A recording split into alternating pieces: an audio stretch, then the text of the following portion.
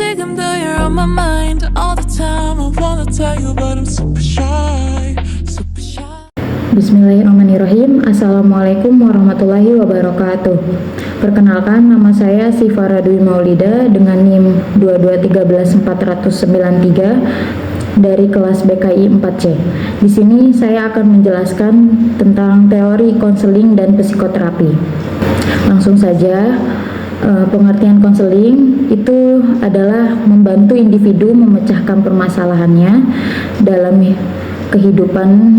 kehidupannya melalui wawancara atau menggunakan cara-cara yang sesuai dengan situasi yang dihadapi, dan melalui konseling agar pada akhirnya individu dapat menyelesaikannya atau agar dapat menyelesaikan permasalahannya dengan sendiri. Adapun menurut Prayitno, konseling adalah suatu layanan profesional yang dilaksanakan secara langsung atau face to face, baik secara perorangan maupun kelompok, agar mampu mandiri dan berkembang secara optimal dalam bidang pengembangan kehidupan pribadi, sosial, belajar, karir melalui berbagai jenis layanan dan kegiatan pendukung berdasarkan norma-norma yang ada. Lalu adapun menurut Mulyadi, konseling adalah pertemuan antara empat mata si konselor, orang yang ahli, dengan si klien, orang yang menerima bantuan, yang dimana melalui wawancara profesional dalam rangka upaya membantu klien dalam mengatasi permasalahan yang dihadapinya. Dan yang terakhir ada menurut ASCA atau American School Counselor Association. Konseling adalah hubungan tatap muka yang bersifat rahasia, penuh dengan sikap penerimaan dan pemberian kesempatan dari konselor kepada klien. Konselor mempergunakan pengetahuan dan keterampilannya untuk membantu klien mengatasi masalah-masalahnya. Adapun pengertian psikoterapi, psikoterapi itu berasal dari dua kata, yaitu psi dan terapi.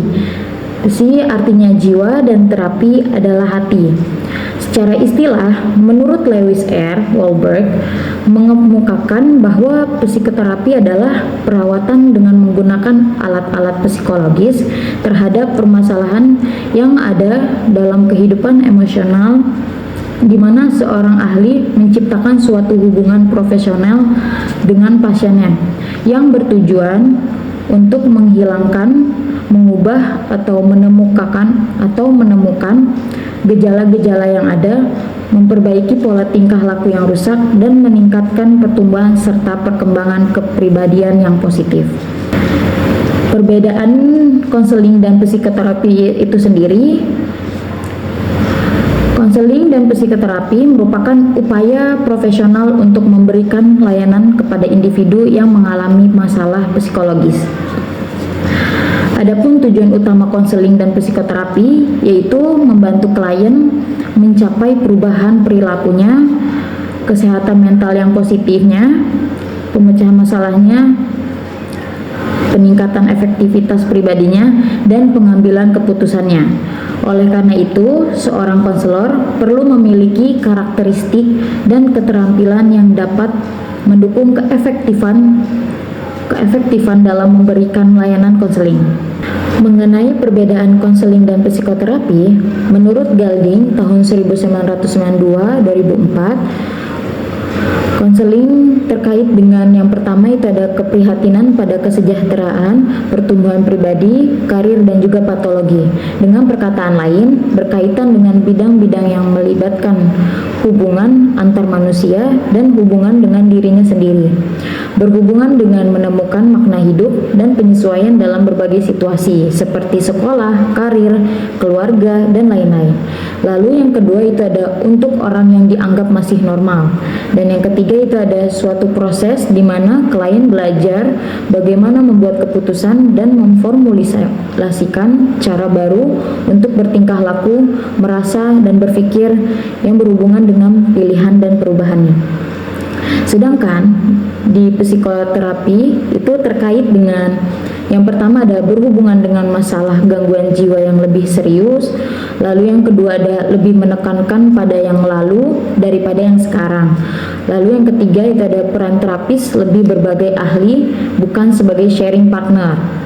Yang keempat itu ada perubahan-perubahan bersifat rekonstruktif dan hubungan jangka panjang. Adapun tujuan psikoterapi, dalam psikoterapi tujuan utamanya yaitu mengubah kondisi psikologis seseorang menjadi optimal atau positif. Adapun menurut Korchin, psikoterapi memiliki 11 tujuan, yaitu yang pertama ada memperkuat motivasi melakukan hal yang benar, yang kedua ada mengelola stres emosional, yang ketiga ada mengenali potensi diri klien. Adapun menurut Korchin, psikoterapi memiliki 11 tujuan. Yang pertama yaitu memperkuat motivasi melakukan hal yang benar. Yang kedua itu ada mengelola stres emosional. Yang ketiga ada mengenali potensi diri klien. Dan yang keempat itu ada mengubah kebiasaan. Kelima ada perubahan struktur kognitif. Keenam ada peningkatan pengetahuan dan kemampuan mengambil keputusan yang tepat. Lalu yang ketujuh itu ada menjelaskan kemampuan komunikasi dan hubungan interpersonal. Yang kedelapan itu ada meningkatkan hubungan antar pribadi. Yang sembilan ada merubah proses somatik atau rasa sakit dan meningkatkan kesadaran tubuh atau relaksasi, latihan fisik dan lain-lain. Yang 10 itu ada merubah rasa percaya diri. Yang ke-11 itu atau yang terakhir itu ada merubah lingkungan sosial individu. Adapun tahapan di dalam psikoterapi yaitu setelah mengetahui tujuan psikoterapi, kita perlu mengetahui tahapan psikoterapi. Yang pertama itu bisa dengan wawancara. Wawancara ini terapis mengetahui keluhan dan masalah kliennya. Tugas dari terapis yaitu memberikan perhatian penuh kepada klien dan mendengarkan baik-baik klien. Selanjutnya itu ada tahapan psikoterapi. Setelah mengetahui tujuan psikoterapi, kita perlu mengetahui tahapan psikoterapi. Yang pertama itu ada wawancara, yang dimana terapis telah mengetahui keluhan dan masalah kliennya. Tugas dari terapis pun memberikan perhatian penuh kepada klien dan mendengarkannya baik-baik. Dan klien bertugas untuk menceritakan segala ceritanya kepada si terapis. Jangan membiarkan terapis berbicara terlalu banyak agar klien mendengarkannya. Terapis juga memberi banyak nasihat dan klien hanya mendengarkan saja. Lalu yang kedua itu ada terapeutik atau proses terapi. Langkah selanjutnya yaitu proses terapeutik.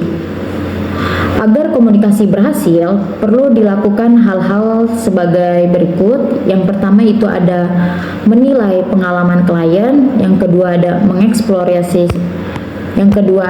mengeksplorasi masa lalu yang dialami klien, yang ketiga ada memeriksa hubungan saat ini antara terapis dan klien, dan ini tentang mengenali, menjelaskan, dan menafsirkan perasaan pribadi dan makna pengalaman klien. Lalu selanjutnya ada pengertian ketindakan. Langkah ini dilakukan sesaat sebelum pengobatan berakhir. Apa yang perlu dilakukan oleh terapis dan klien? Dalam hal ini, terapis berbicara tentang pembelajaran terapi dan keterampilan praktis yang akan mereka pelajari dalam kehidupan mereka sehari-hari. Lalu ada mengakhiri terapi. Pengobatan terapi dapat dihentikan jika tujuannya tercapai atau jika klien tidak melanjutkan pengobatannya. Demikian pula, terapis dapat mengakhiri terapi dan merujuk klien jika mereka tidak lagi mampu membantu klien. Klien pun harus diberitahu segera sebelum terapi berakhir. Adapun unsur-unsur psikoterapi, yang pertama yaitu terapis, yaitu orang yang melakukan berbagai terapi untuk membantu kesembuhan si klien. Lalu yang kedua ada klien. Klien itu sendiri adalah orang yang melaksanakan program pengobatan untuk proses penyembuhannya. Lalu yang ketiga itu ada proses. Pelaksanaan terapi oleh terapis terhadap klien, jadi ini adalah proses dialogis atau interaksi. Adapun etika dalam konseling dan psikoterapi. Dalam melakukan konseling atau psikoterapi, praktisi harus mematuhi beberapa aturan etika. Yang pertama itu ada kerahasiaan. Praktisi harus bisa menjaga kerahasiaan informasi klien. Hal ini diperlukan agar si klien memiliki kepercayaan diri dalam proses berbagi dalam sesi tersebut. Lalu yang kedua ada menghindari peran ganda atau praktisi didorong untuk melayani klien yang tidak memiliki hubungan sebelumnya dengan mereka. Lalu yang ketiga ada memiliki kompetensi yang cukup. Praktisi harus memiliki pemahaman dan keahlian terhadap layanan yang diberikannya. Yang keempat itu ada informed consent atau pernyataan persetujuan, yang dimana klien perlu memahami keahlian praktisi dan praktisi juga harus mampu memberikan pemahaman kepada si klien mengenai intervensi yang ditawarkan dan alasan memilih intervensi tersebut. Baiklah, mungkin cukup sekian dari saya, kurang dan lebihnya mohon dimaafkan. Wassalamualaikum warahmatullahi wabarakatuh.